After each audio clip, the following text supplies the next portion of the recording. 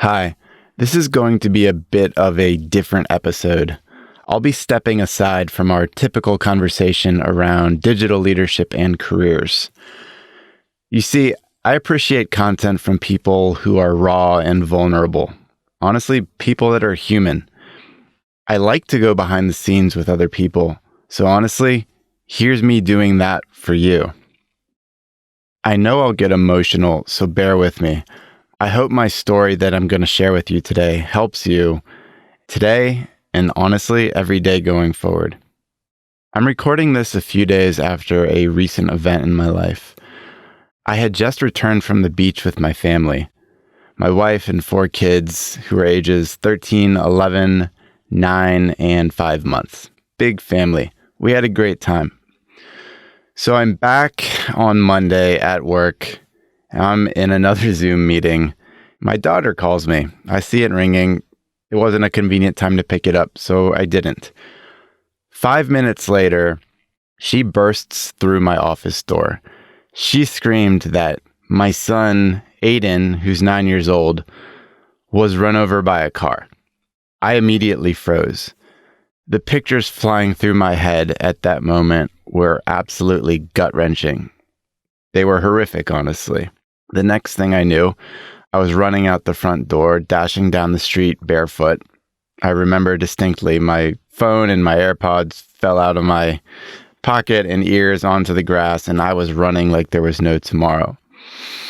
Again, I was imagining the absolute worst situation at this point. My daughter's running next to me, telling me that the car had run over his legs.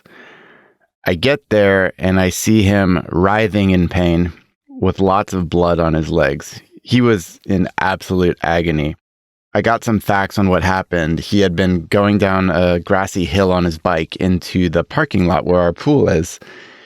And he somehow slid underneath a car that was in reverse and it went over his legs. Again, he's only 9 years old, so this is a pretty big impact on someone that small. So I pick up Aiden, I rush him into my car.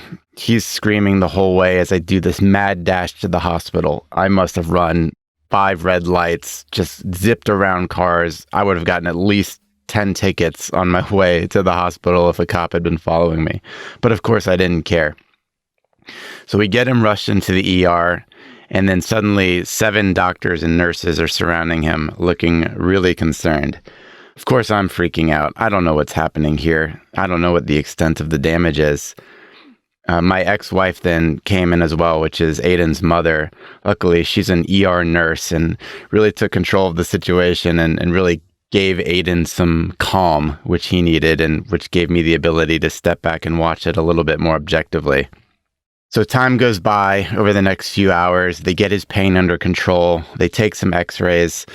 And honestly, it's pretty inconclusive. And even a few days later, we don't know the extent of the damage. There was just too much swelling and abrasions and lots of bad stuff. Miraculously, we were able to bring him home that night.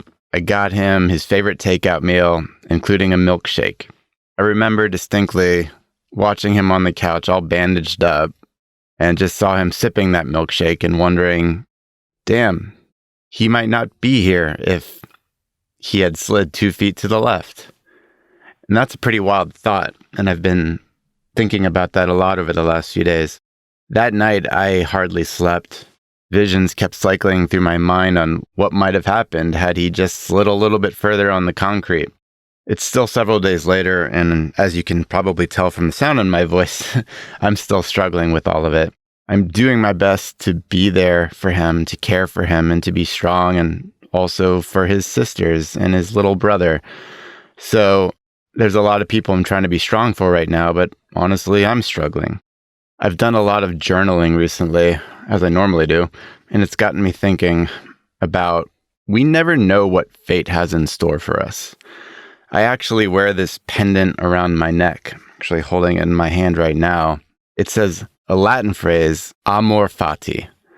This phrase was championed by the German philosopher Friedrich Nietzsche. You might have heard of him. It means love of fate. That's Amor fati, again, love of fate. And the reason I wear it is because it symbolizes the idea that we want to welcome everything that happens to us, whether it's good or bad, and sometimes we just have to view the things that happen as necessary. And I try to remind myself of this every day. But man, when an incident like this happens, like it did to my son, it really tests you. It makes you question fate. You stop and you ponder life differently. Suddenly, all the work stuff doesn't matter so much, and everything's been reframed for you. For those that know me, you might notice how I talk a lot about my love of Stoic philosophy. It's been huge for me over the years. It helps me stay centered and fixate on the things that I can actually control. One of the ancient Stoic maxims is this idea of Memento Mori. It's a phrase that means you could leave life right now.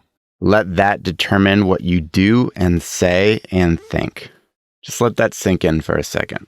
I actually have Memento Mori as my screensaver on my laptop and my phone, always trying to remind myself that in an instant, I could be gone, loved ones could be gone, possessions, important things in life, even money could all be gone. So we need to treasure what we have when we have it. But like with everything in life, we get distracted, right? And then something traumatic happens, like your son gets run over by a car, and you get shocked back into what your priorities are. It's a shame that we can't always live fully in alignment with our priorities, but we're human, we're fallible. We have emotions, we get distracted, we're not robots. Memento Mori has been on my mind a lot these last few days. Life is just so damn fragile. As humans, we're wired to avoid pain. It's helped us survive over our history. But I think this lulls us to sleep sometimes when we seek to avoid tough events, difficult conversations, difficult actions. But then something truly bad happens and we're really thrown off course. We're not able to handle the pain. That's a little bit how I felt the last few days. I wasn't ready for this. I don't know if I could be, but I know going into the future I should try.